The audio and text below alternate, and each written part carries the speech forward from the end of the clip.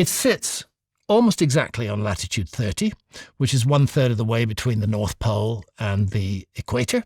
And it incorporates the dimensions of the Earth on a scale of 1 to 43,200 in its own dimensions. So if you take the height of the Great Pyramid and multiply it by 43,200, I'll explain why that number matters. Multiply it by that number, you get the polar radius of the Earth. Measure the base perimeter of the Great Pyramid, multiply it by the same factor, 43,200, and you get the equatorial circumference of the Earth. Archaeologists know this. They say it's a coincidence, total coincidence, just by chance. However, I could agree with them, actually, if the scale was not 1 to 43,200. But the fact that it's 1 to 43,200 changes everything, because that belongs to a sequence of numbers that is found in ancient mythology all around the world.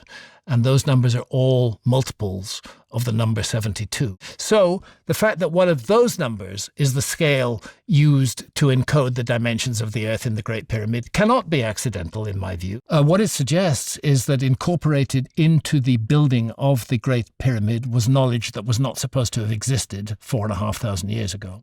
In fact, knowledge that was not supposed to have existed until 2,000 years ago.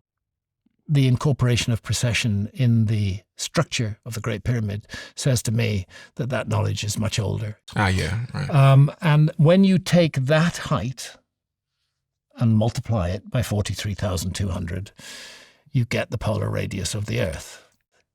Measure the sides, and you get, on the same scale, 1 to 43,200, you get the equatorial circumference of the Earth, what the Earth measures at its equator, its largest measure. And that is either a coincidence or it's deliberate. And because of the number chosen, and because that number is all over ancient mythology, I think it's deliberate.